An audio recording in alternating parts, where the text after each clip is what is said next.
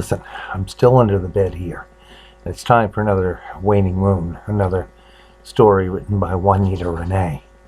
So just leave the lights on, so no monsters come out while I'm doing this. And for God's sakes, don't tell them that I'm under the bed. Be back in a few.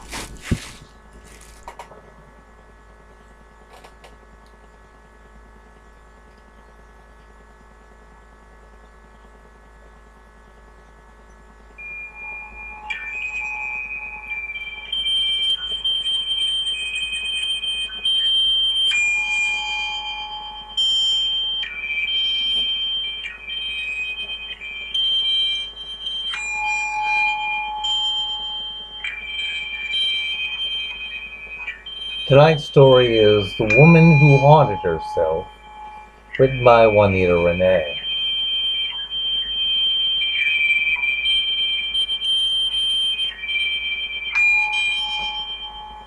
Woman was God's second mistake. Friedrich Nietzsche.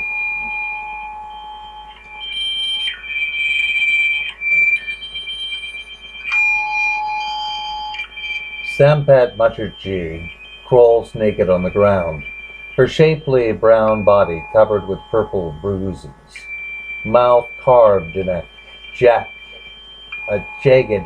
jack-o'-lantern smile.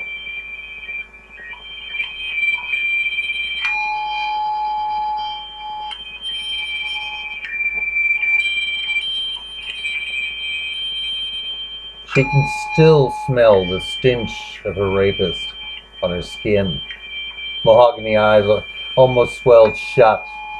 Through a haze, she could see the garishly painted lorries rumbling down Rasanda Road. Tricycle rickshaws clattering. Smells pungent odor of Indians defecating in the street. Acrid stink of plastic burning on trash tips.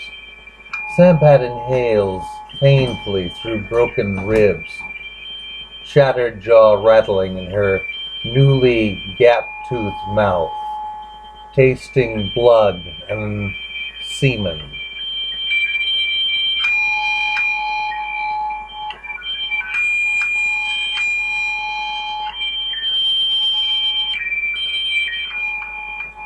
Five years later,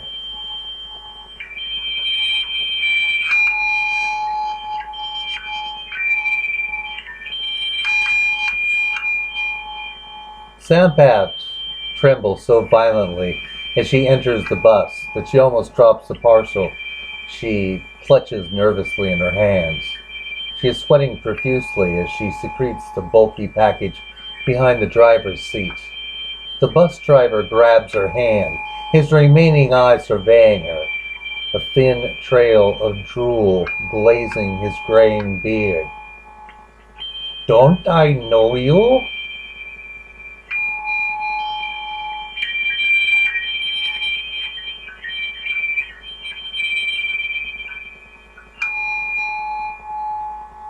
Sampat remembers the bus driver straining over her, coming at her, then egging the other passengers on. She wrenches her hand free and retreats to an area with an empty strap. She feels a commuter's hand caressing her behind, hot breath on her neck. She feels her gorge rise. It is all she can do not to run. The last place she wants to be is in the bus where she was raped. A body may heal, the soul never does.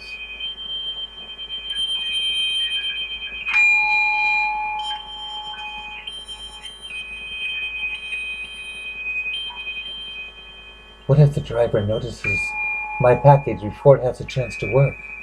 Sampat thinks. But then, parcels are left unattended every day.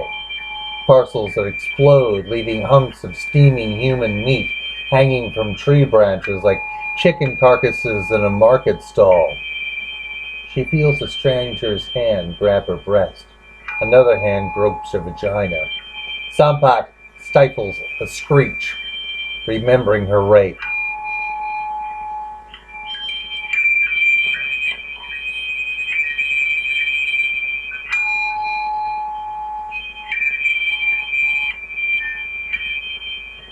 I begged them not to kill my baby, but they raped my daughter from me and ripped her from my womb and slashed her to pieces. Then they rammed a metal rod up me. My father Jai, who had been so proud of me, the pre-med student, committed suicide after the rape hit the Hindustani newspaper. All the rest of the rapists had been jailed, except for the bus driver, who, it was rumored, had friends in the police department.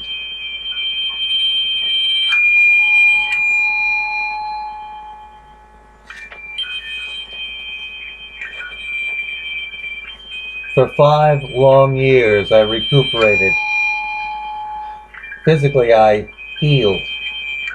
While the anger kept me alive, it gave me time to learn new disciplines.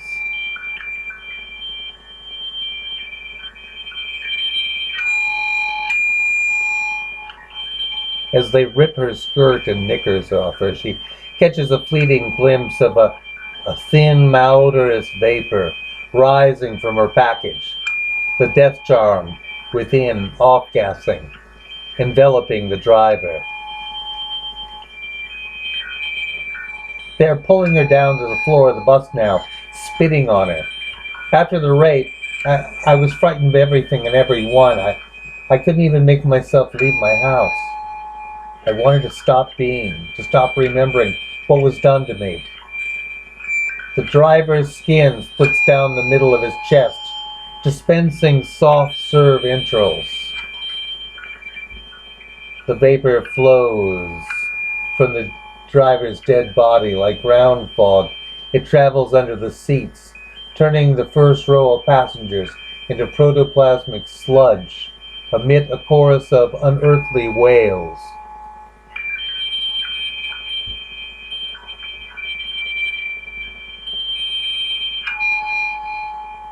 The effluvium consumes her attackers. She feels the acid sting of the vapor as it rolls over her legs, numbing them. Then her torso, arms. The mist clears, finding no corporeal body to consume. The woman who haunted herself's spirit rises and dissipates on the wind like incense smoke. And that's the end of The Woman Who Haunted Herself by Wanetta Renay.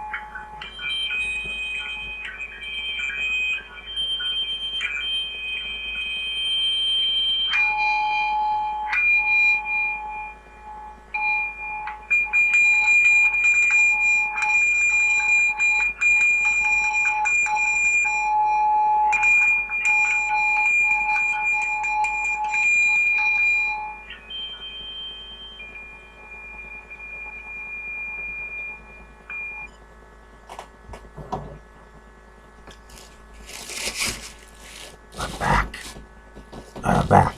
I don't know if I can see you, but I'm back. Yeah, there I am, somewhere in there. Listen, until the next moon, hang on. Just, for God's sakes, hang on. And don't get out from under the bed. Never leave the bed.